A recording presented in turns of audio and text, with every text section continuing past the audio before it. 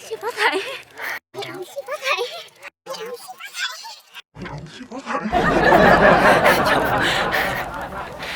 Không ngơi.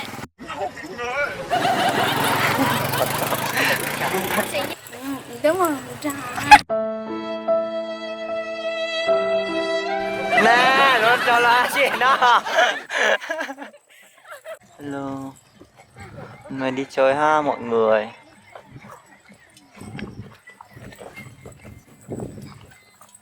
Được hả? Được.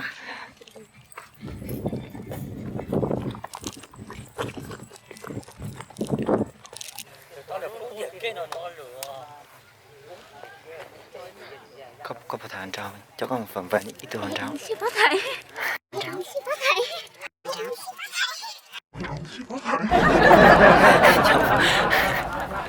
Thật hơi có nhà cho tôi. Rồi. Có nhà tôi.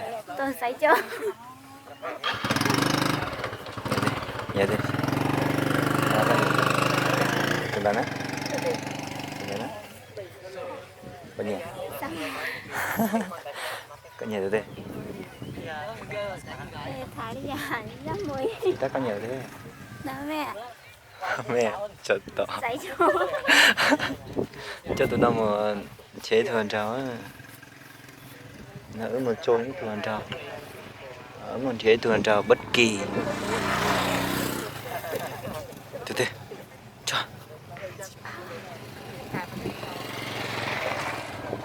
Thả tụi nó. Có một thả.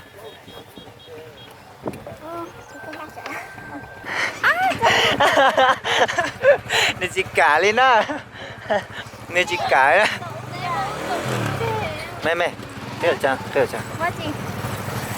Làm chơi không nữa đi. có sai cho nó có nhiều từ hai kia cho nó có nhiều từ hai Cô chỉ nhớ nha. Nhiều tan cho bán được.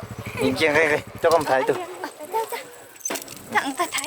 Tao mày. thấy chưa cho Nó tế chuyện mà mua. có nhiều từ Tao mày.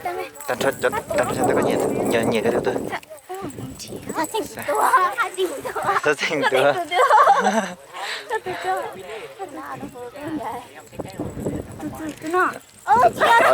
ở đâu phục từ từ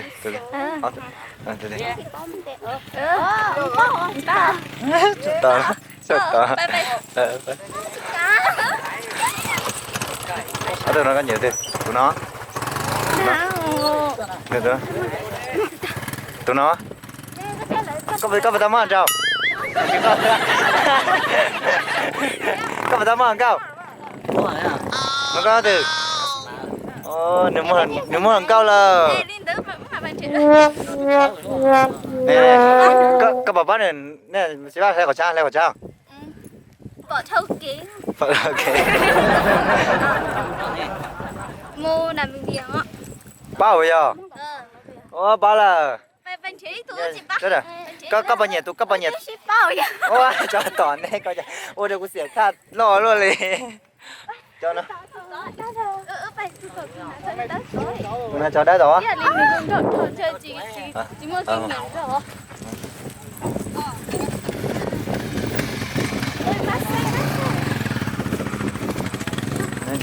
cho chó còn có là một thằng con trâu tụi nó cho đá đó vậy không tụi nó cho đá đó vậy không có nhiều đó vậy không tại sao nó bé lên nhiều không bây giờ tụi nó bây giờ có vào tấm không không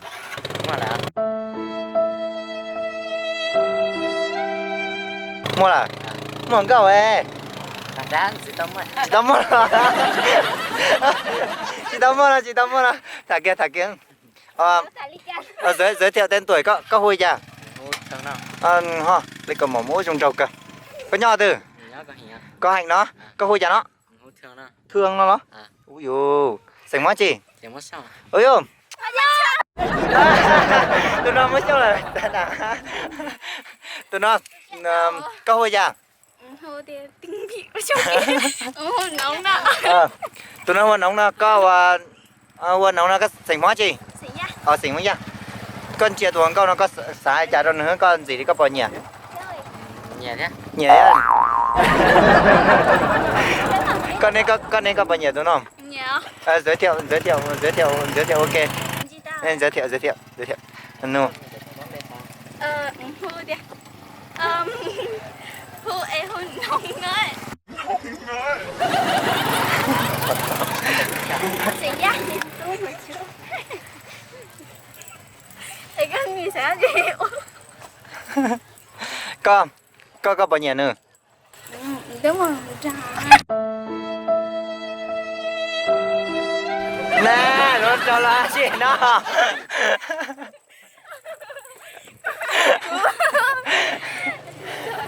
Mà cho nhẹ nó tay ra. Tú chỉ nhiều con. Con này có trộn về thẳng cho những con này. Chết tổ. Con này có bao tấm mà đâu? Tê, cho tê chín mùi à. Có bao nhiêu tụi nó?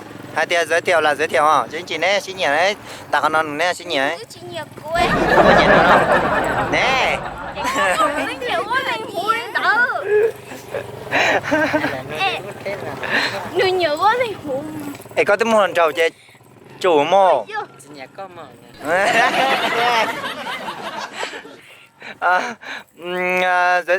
giới thiệu có cái chị ta bắt nữa bây giờ tao nữa mà nó có tao nữa bao cả con hồn nữa nằm bề hụt giang ok có thể thở vấn đề sao hùi xong nó xí à.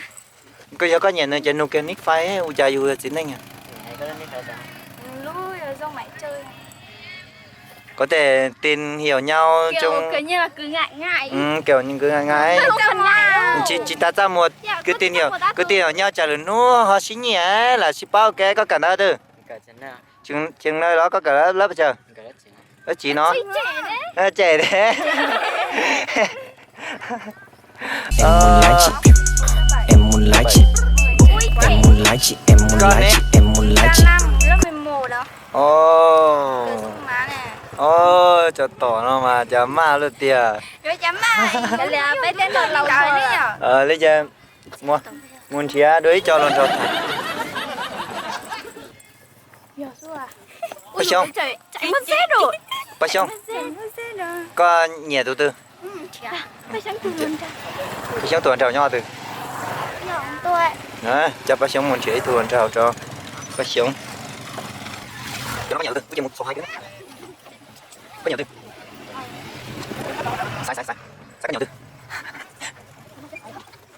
ok có nhiều từ nó cho nhá có nhỉ như đây là nhập bún đâu Không quay đến nhìn đây nè. cho nó ăn cho nhấp vào quên bao nhiêu đúng đó cho chó nó một phải luôn cho đúng không 20 tháng 10 nó nói thêm mòn trâu tôi chỉ chống lấy thì chỉ tắm mòn câu chạy lo nhận được nó cho nói cho trong câu chỉ tắm mòn trâu kìa chỉ có xin nhẹ kìa để ta tỏ xẻo xin nhẹ cũng rồi tiểu ta là tiểu tắm mòn trâu này nó nha còn chị ta nè người ta mới chỉ nói bé chống của nó bé đây bắt chống mà lớp chống thì chỉ mà nhớ nhẹ con tuôn rồi chị thật sức nhẹ bé nào nhiều thứ Nước khía ấy trong rồi. Cái đợt khía mà nè. cái nào đi nó là chập mòn trong sáu rồi Cái tạ nè. có bao nhiêu không tụi nó kìa vai chập cái mò từ là còn chạy bé chứ Đi ngồi có lúc còn chờ chạy bé không? Cái tạ nè.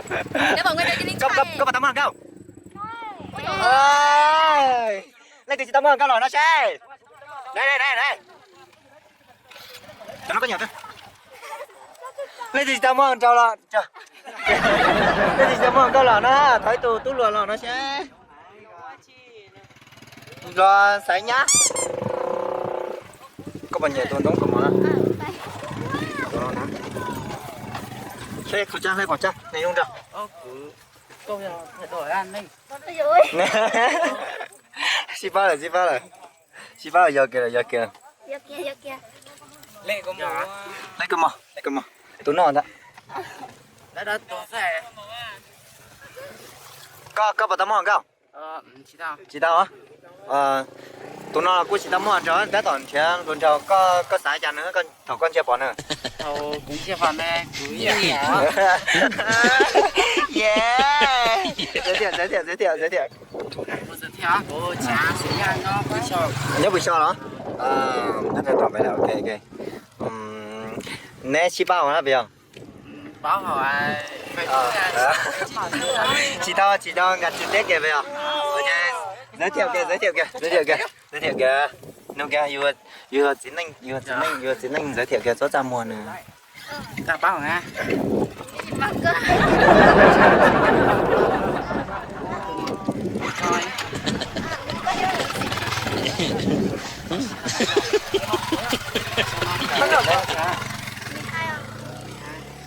đúng rồi đó nó còn nó chứ là tao chúng ta Không phải đi tát đâu. thôi có